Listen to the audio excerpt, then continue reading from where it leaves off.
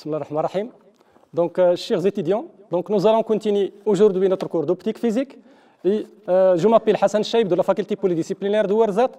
Et donc, nous allons continuer sur notre cours, et particulièrement sur le chapitre 2, qui concerne les interférences, et spécifiquement les interférences à deux ondes. Et donc, nous avons déjà commencé ce chapitre, et donc nous allons faire un petit rappel de quelques notions qui seront très intéressantes par la suite dans notre cours. Et donc, nous avons dit que pour l'interférence, pour étudier les interférences à deux ondes, donc nous allons considérer deux ondes électromagnétiques. Une onde qui a pour champ électrique E1 est égal à O01 cosinus phi1R moins oméga 1t, et E2 est égal à E02 cosinus phi de 2R moins oméga t. Donc, nous avons déjà vu que les conditions d'interférence qui devront être satisfaites afin d'avoir une figure d'interférence, il faut que oméga 1 soit égal à oméga 2 et l'amplitude du champ électrique O01 est égale presque parallèle à O02. Donc, la troisième condition, c'est le recouvrement des paquets d'ondes des deux ondes électromagnétiques. Et nous avons déjà vu que dans le cas où les conditions d'interférence sont satisfaites, nous avons E est égal à E1 plus E2 plus 2 fois racine de E1, E2 cos phi. E1 et E2, ce sont les éclairements des deux ondes électromagnétiques. Dans le cas où les intensités des deux ondes électromagnétiques sont égaux, donc c'est-à-dire l'éclairement de l'onde E1 est égal à l'éclairement de l'onde E2, nous aurons E est égal à 4 O0 cosinus au carré de phi sur 2, E phi et le déphasage. Et nous avons déjà vu aussi que le déphasage phi s'exprime en fonction de la différence de marche delta par l'expression phi est égal à 2p delta sur lambda 0 où delta est égal à n R2 moins R1. Nous avons déjà vu aussi que pour l'ordre d'interférence, quand on a une figure d'interférence, l'ordre d'interférence p est égal à phi sur 2p par définition et qui est égal aussi delta sur lambda 0. Maintenant, nous allons continuer notre cours en considérant un cas particulier pour lequel on peut étudier l'interférence à deux ondes et particulièrement pour obtenir des franges rectilignes. Pour ce faire, on considère la figure suivante. Et donc, nous avons deux sources S1 et S2 qui sont deux sources d'intensité, de même intensité et qui sont des sources synchronisées. La distance entre les sources S1 et S2 est égale à S. Et donc, la distance entre la source S1 et le point M qui se trouve sur l'écran est égale à R1. La distance entre la source S2 et le point M qui se trouve sur l'écran est R2. Et donc, nous avons l'écran est placé perpendiculairement à l'axe OZ, c'est-à-dire il est placé dans le plan OX ou Y, où O est l'origine de l'espace. Donc, afin d'étudier l'éclairement et aussi la figure d'interférence, on doit étudier les distances R1 et R2 parce que la différence de marche s'exprime en fonction de R1 et R2.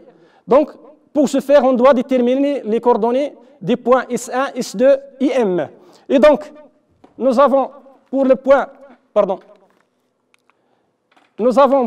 S, il a pour coordonnées,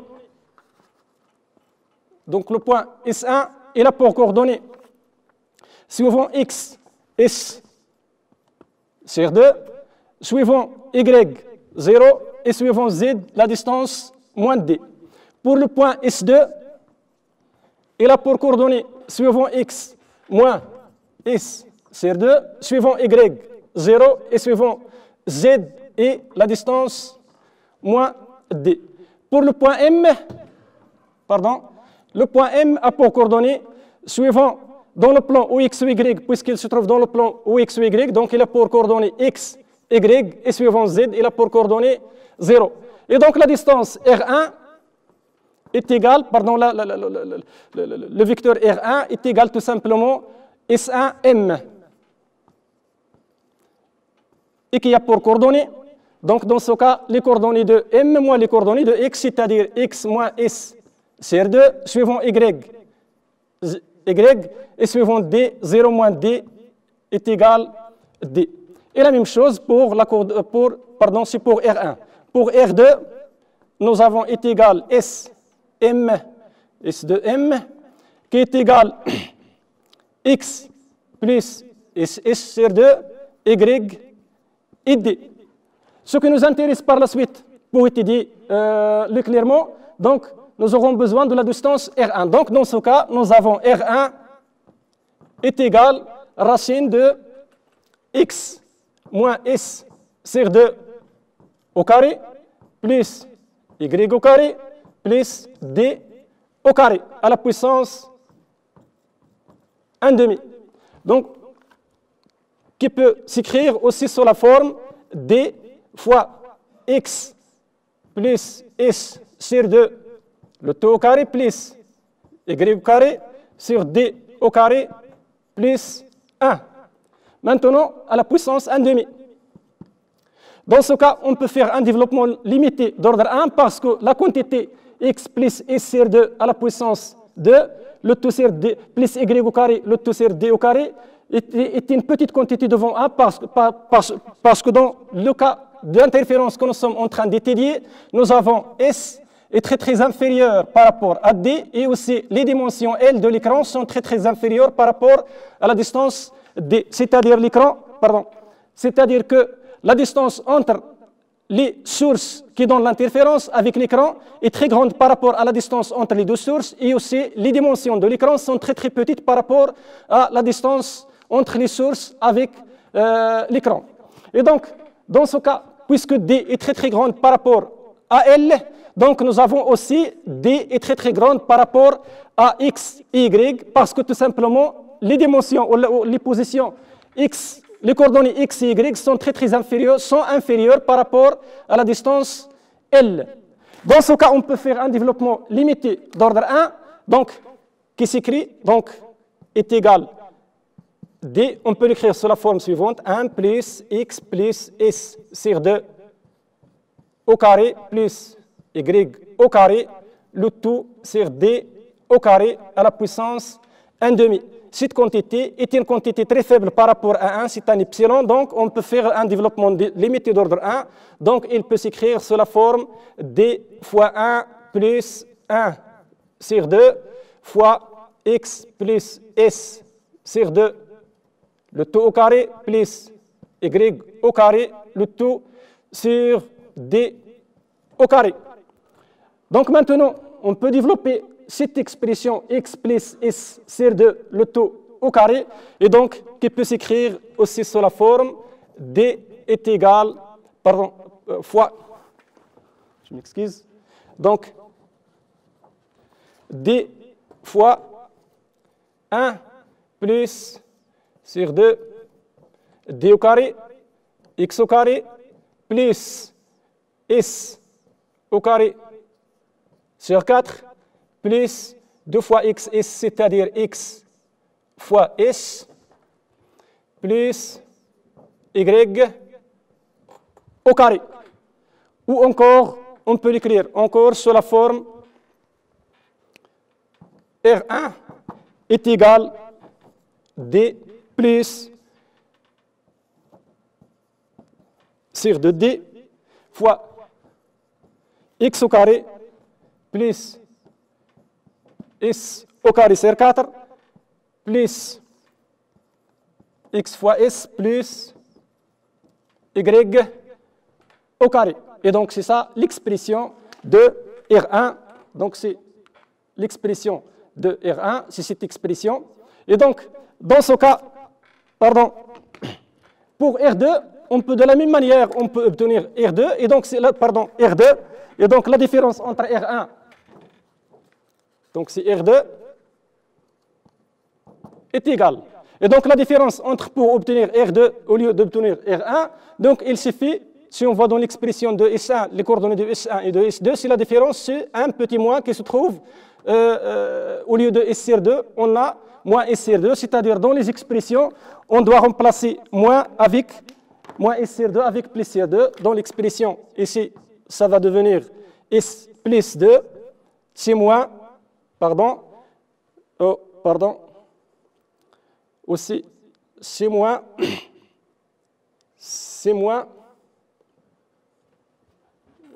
ici, c'est x moins, ok, c'est moins, ici, ok, c'est ici, Et donc, c'est moins, pardon, la même chose ici. Et donc, pour les R1 et R2, nous allons obtenir les expressions. Donc, pour R1 et R2, c'est la différence d'un moins qui se trouve au lieu de x plus s, l'autre expression de deuxième coordonnée, c'est x moins s sur 2. Et donc, dans ce cas, la différence de marche, donc nous avons les deux expressions, elles sont écrites ici, R1 et R2. Donc maintenant, pour définir, pour écrire, pour trouver la différence de marche à partir de ces deux expressions, et donc nous aurons R2 moins R1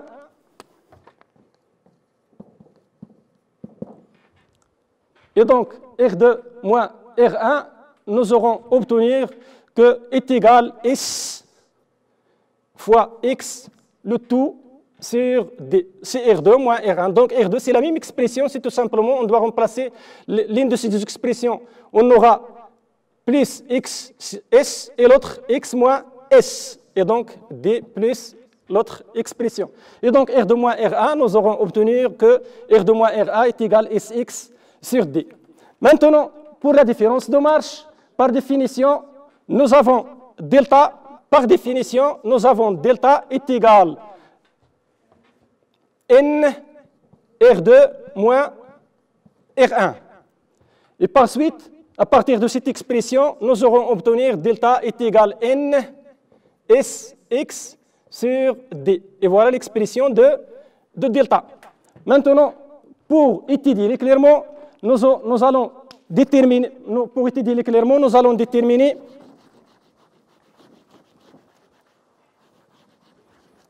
pour étudier l'éclairement, nous allons déterminer le déphasage phi. Et nous avons phi est égal de P delta sur lambda 0, où lambda est la longueur d'onde de la lumière en question.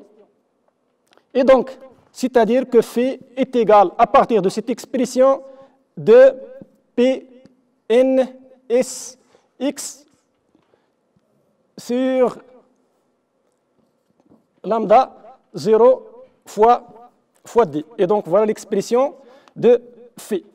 Maintenant, pour l'éclairement, nous avons l'éclairement que nous avons déjà dit, que l'éclairement est égal, l'éclairement, dans le cas où les deux ondes ont le même éclairement, donc E est égal au 0 fois 4 fois cosinus au carré de phi sur 2, c'est-à-dire est égal 4 au 0 cosinus au carré de phi sur 2, c'est-à-dire P n S x sur lambda 0 D. Et voilà l'expression de l'éclairement.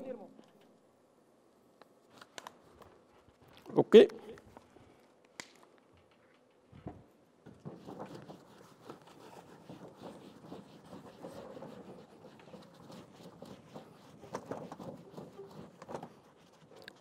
OK, donc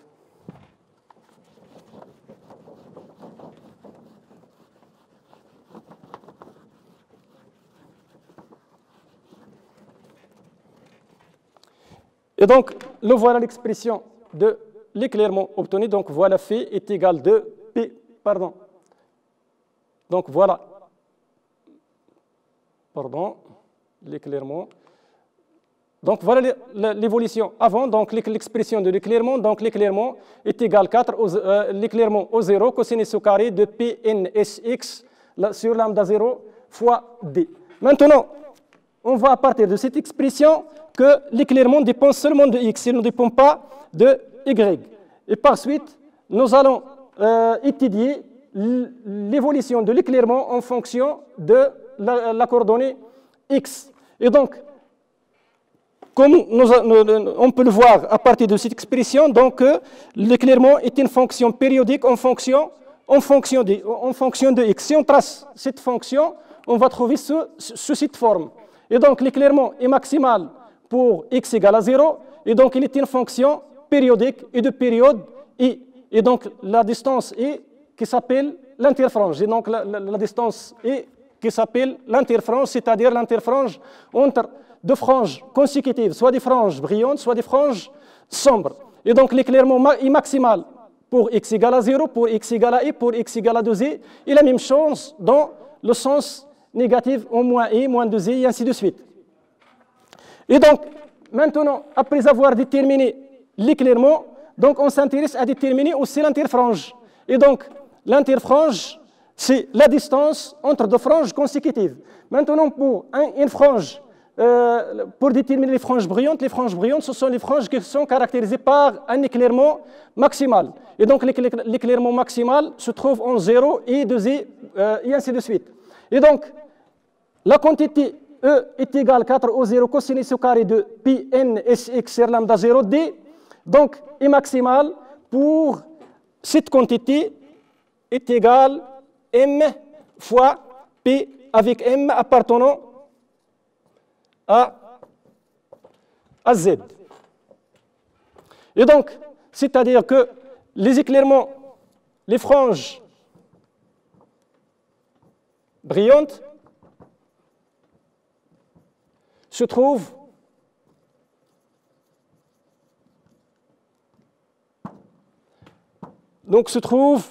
à des positions telles que P, N, S, X sur lambda 0 D est égal M fois P. Si on simplifie par P, donc on trouve que X est égal M lambda 0 D sur N, S. Et tant que X dépend de M, donc on ajoute un indice M, c'est-à-dire que la position de frange brillante d'ordre M est donnée par l'expression, par cette expression. Maintenant, pour l'interfrange, c'est la distance entre deux franges brillantes consécutives ou bien deux franges sombres consécutives. Cependant, l'interfrange, dans ce cas, est égale X de la frange M plus 1 moins X de la frange M, c'est-à-dire est égal M plus 1 fois lambda 0 D sur NS moins M lambda 0 D sur NS. Et donc la différence, c'est-à-dire est égale lambda 0 D sur NS. Et donc c'est ça l'expression de l'interfrange dans ce cas. Et donc l'interfrange est égal lambda 0 fois D le tout sur NS. Maintenant, il reste à déterminer l'ordre d'interférence pour cette onde. Donc, avant de déterminer l'ordre d'interférence, donc nous allons voir une représentation pour ces franges d'interférence. Elles sont représentées sur cette figure. Et donc, on voit au centre, c'est-à-dire pour x égale à 0, c'est une frange brillante et frange sombre, frange brillante, frange sombre, et la distance entre les franges, c'est une distance qui est constante. Et c'est l'interfrange entre deux franges brillantes, ou bien aussi, c'est la même chose entre deux franges sombres. Pour l'ordre d'interférence, il est défini par P est égal à phi sur 2P par définition. Et donc, nous avons déjà donné l'expression de phi dans les slides précédentes. Donc, voilà l'expression de phi. OK. Donc, voilà l'expression de phi. Et donc, phi sur 2P, c'est-à-dire que l'ordre d'interférence, P est égal à 2P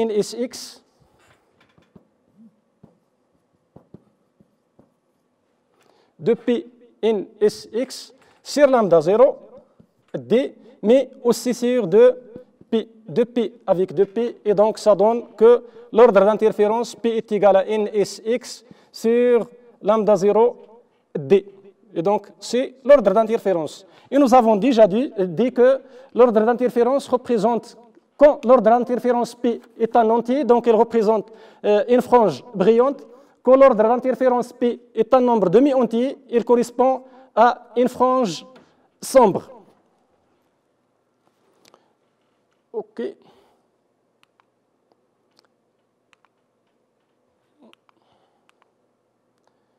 OK, maintenant nous allons passer au deuxième cas des interférences à deux ondes.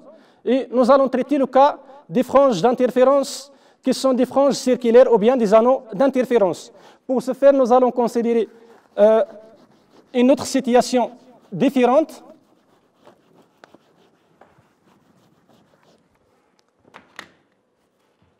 OK. Donc voilà la figure. Donc, dans ce cas, nous avons la situation où les sources S1 et S2 sont placées de telle manière que l'axe S1 et S2 est perpendiculaire à l'écran. Et dans ce cas, les coordonnées, nous devons déterminer les distances R1 et R2. Et pour ce faire, on doit déterminer aussi les positions des points S1, S2 et X.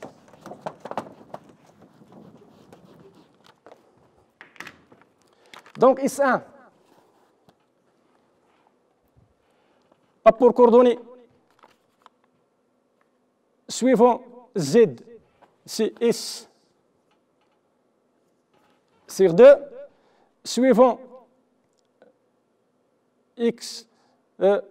Donc, pas la peine de déterminer les positions suivant X, suivant Y, c'est tout ça, simplement, c'est pas intéressant. S2, les coordonnées sont X, Y, et suivant Z, c'est moins et C2, et le point M est caractérisé par la distance dans le plan X, Y, et donc qui est caractérisé par la distance ρ, ce qui caractérise ces 3 points. Et donc, dans ce cas, pour étudier la distance R1 est égale. Et donc, à partir de cette figure, il apparaît que l'axe, ou bien la droite S1 O est perpendiculaire à la droite OM avec la distance entre le point O et M, c'est ρ. Dans ce cas, la distance R1, tout simplement, R1 au carré est égal à ρ au carré plus S1O au carré. Et S1O, c'est la distance. Nous avons la distance S1O.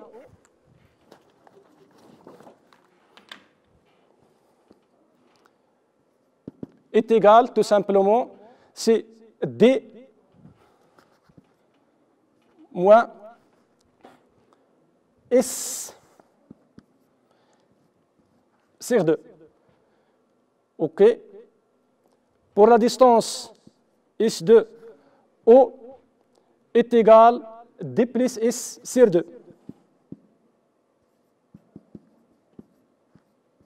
Est égal à aussi D moins sigma, est égal à aussi D plus sigma, avec sigma est égal à S sur 2. Et dans ce cas, nous avons R1 au carré tout simplement, R1 au carré est égal à S1O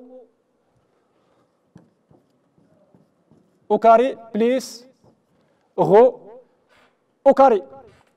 Et donc, est égal, S1O est égal à D moins sigma au carré moins ρ au carré.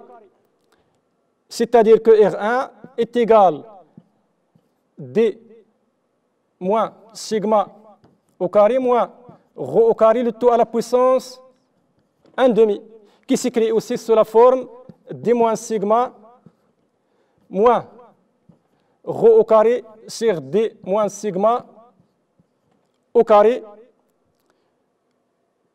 pardon, 1 moins ρ au carré, le tout à la puissance 1/2.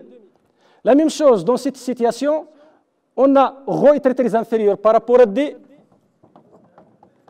et on a aussi sigma qui est égal à S sur 2 est très inférieur par rapport à D. Donc dans ce cas, on peut faire un développement limité d'ordre 1, ce qui permet d'écrire que est égal à D moins sigma, le tout fois 1 moins ρ au carré sur 2 sigma D moins sigma à la puissance 2. OK. La même chose qui s'écrit aussi est égal à D moins sigma fois 1 moins ρ au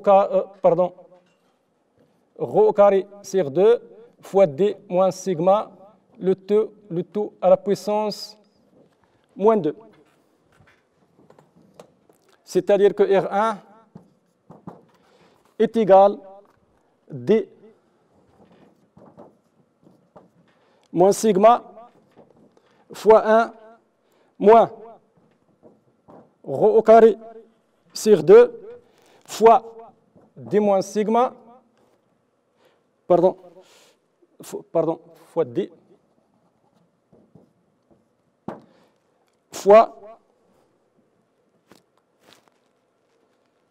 ok, 1 moins, ok. Si on divise par d au carré en bas et en haut, donc 1 moins sigma sur d, le tout à la puissance moins 2. Maintenant, ici, si on fait un développement limité d'ordre 1, on va obtenir que R1 est égal à d moins sigma fois 1 moins rho carré sur 2 d au carré, le tout fois 1 plus 2 sigma sur d. Maintenant, si la distance R1, si on fait un développement de ce produit scalaire, donc on va trouver l'expression de R1. R1 est égal d moins sigma plus rho au carré sur 2d plus sigma rho au carré sur 2d au carré moins sigma au carré rho au carré sur d à la puissance 3. Et la même chose, de la même manière, on va trouver que R2 est égal à cette expression. Ce qui nous intéresse par la suite, c'est la différence de marche delta.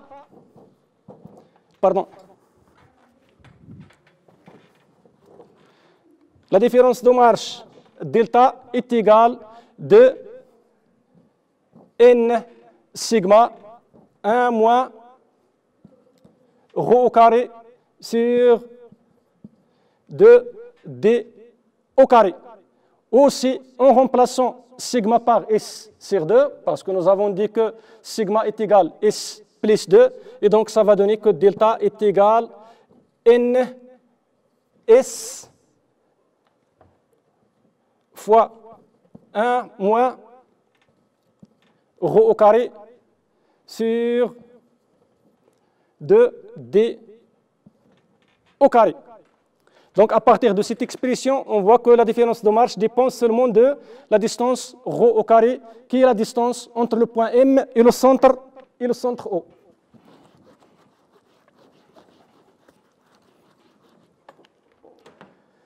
Donc pour le déphasage, nous avons dit que le déphasage phi est égal tout simplement de P delta sur lambda 0, c'est-à-dire que le déphasage phi est égal de Pns sur lambda 0 fois 1 moins rho carré sur 2 d au carré. Et à partir de cette expression, on peut déduire l'expression de l'éclairement total qui est égal à 4 au 0 cosinus au carré fois phi sur 2, c'est-à-dire Pns sur lambda 0, 1 moins rho au carré sur 2 d au carré. Et donc voilà l'expression de l'éclairement. Et donc on voit que l'éclairement dépend de la distance rho au carré. Si on trace l'éclairement en fonction de rho au carré, on trouve cette figure. Donc voilà l'expression. Donc NPS sur lambda 0, 1 moins rho au carré sur 2 d au carré. Et donc on va trouver cette figure, donc l'évolution de l'éclairement en fonction de rho. On trouve que c'est une fonction pseudo-périodique, c'est-à-dire la période n'est pas constante. Donc la distance entre les franges brillantes, voilà les franges brillantes, et donc la distance entre les franges brillantes n'est pas constante. Plus que rho augmente, la distance entre les interfranges, entre les franges brillantes et aussi entre les franges sombres diminue. Et donc, dans ce cas, et voilà la forme de la figure d'interférence, qui sont des anneaux circulaires qui sont centrés au point O dans le plan de l'écran, c'est-à-dire le plan OX ou Y. Et dans ce cas, on ne peut pas parler de l'interfrange parce que l'interfrange n'est pas constante, donc il change d'une frange à une autre frange, d'une position à une autre position. Et donc il reste maintenant à déterminer l'ordre d'interférence. Et donc l'ordre d'interférence, il s'écrit sous la forme, par définition, c'est phi sur de P, et nous avons déjà l'expression de phi, et donc est égal, cette expression sur de P est égale NS sur lambda 0 fois 1 moins rho carré sur 2 d au carré. Et donc, c'est l'expression de l'interfrange. Et donc, l'expression, pardon, de l'ordre d'interférence, et l'ordre d'interférence P représente, si l'ordre d'interférence P est un entier, donc il s'agit des franges brillantes. Si l'ordre d'interférence P est un demi-entier, il s'agit des franges sombres. Donc, comme rappel, donc, ce qu'il faut retenir à partir de cette présentation, donc, nous avons trois grandeurs qui sont très intéressantes pour l'étude des interférences.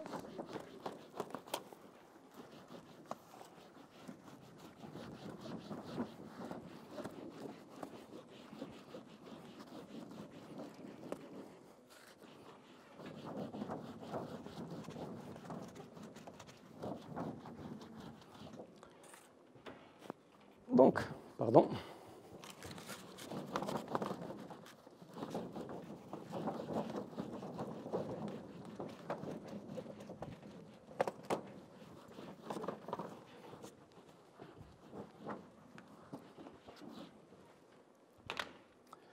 Donc,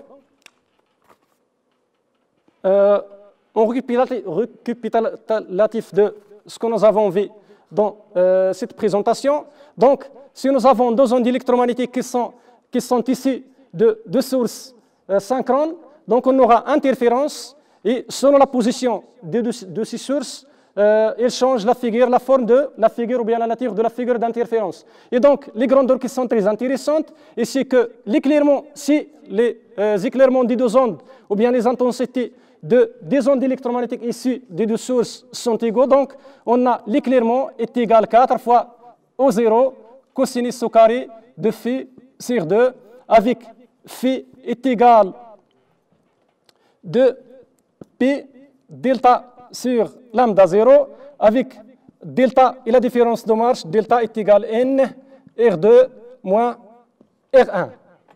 De la même manière, donc nous avons l'éclairement et nous avons l'ordre d'interférence par définition est égal phi sur 2P, c'est les grandeurs qui sont intéressantes. Et donc, nous avons étudié deux cas. Le cas où les sources sont placées de cette manière S1 et S2, et l'écran est placé de telle manière qu'il soit parallèle à l'axe S1, S2. Dans ce cas, on obtient des franges d'interférence qui sont rectilignes.